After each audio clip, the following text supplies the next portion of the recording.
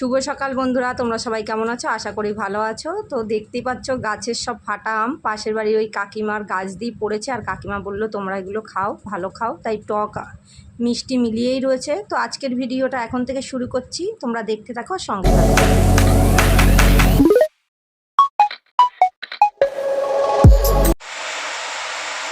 ও এখন কম্পিউটার ক্লাসে যাবে। কি হয়েছে তোর? তাতে কোনো সকাল সকাল কেউ গালাগালি করছে। না না, গালাগালি করে না, মনে করছে তাই। সোয়াবিন করেছিলাম গতকালকে, তাই আজকে বিদায় করছে, কোনো কিছু রান্না করছে, ভালো খাই নয়তো দিদা মনে করছে। হতে পারে জাঙ্কুক মনে করতে পারে। জাঙ্কুক মনে করবে তোকে? ভালো কথা বলেছিস। দেখো বন্ধুরা, আমার পুজোটা সেরে ফেলেছি, আর এত পরিমাণে এই ঝড়টা হওয়ার পরে গরম পড়েছে দুদিন। পুজো দিতে বসেছে কখন, অনেক বেলা হয়ে গেল। আর আমি আজকে লিচু দিয়ে এই প্রথম এনেছি এবছরের ফল, তাই পুজো দিয়েছি লিচুটা দিয়ে। তো পচা এত পরিমাণে গরম পড়েছে, মানে শরীরটা পুরো অস্বস্তি লাগছে। এবার জামা কাপড় ছেড়ে রান্না বান্না করব।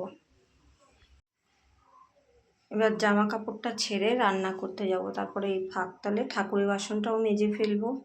এবার মেয়ে আসার সময় হয়ে যাবে, রান্নাটা করতে হবে তাড়াতাড়ি। বন্ধুরা বুঝতে পারছো নাড়ুবাবু লেজ কেন নাড়াচ্ছে, আর হাত পা কেন এরকম করছে? আমার আজকে আর রান্না বান্নার ঠিক নেই। এখন 1:30 বাজে, সবে আমি রান্না বসিয়েছি। গরমে কোনো কাজ বাজ করতে ভালো লাগছে না। ভাত হয়ে এসছে, আর আজকে রান্না করব কাতলা মাছের মাথা ছিল, সেইটা রান্না করব। আমার মেয়ে রসা খাবে না, বলেছে মা এই সবজি দিয়ে, সব রকম সবজি দিয়ে একটা ঘ্যাট করতে, ওটা খাবে। আর 3 পিস মাছ আছে, ওটা ঝোল করব।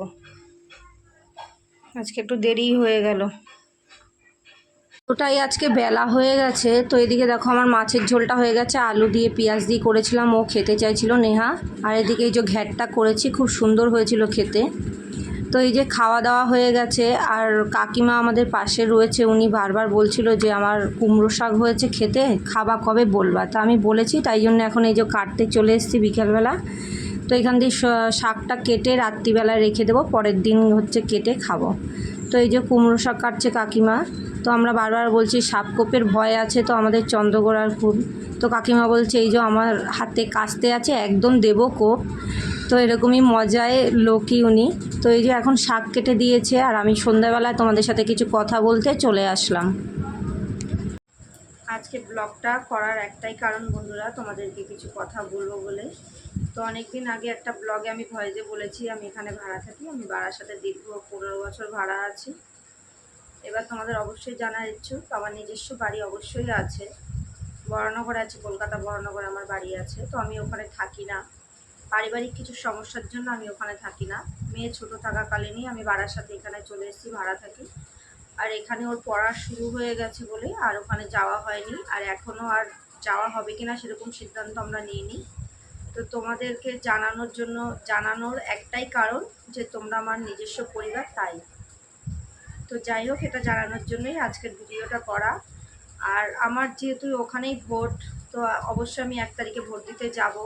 তো ইচ্ছা আছে তোমাদের সাথে সেই ব্লগটা শেয়ার করব। তো ওখানে তো ভোট দিতে যাব, যদি সম্ভব হয় অবশ্যই তোমাদের সাথে বাড়িটা শেয়ার করব। তো এটাই জানানোর জন্য, তোমরা আমার পরিবার, এর জন্যই তোমাদের জানালাম, কিছু লুকাতে চাই না, সেটাই হচ্ছে বড় কথা।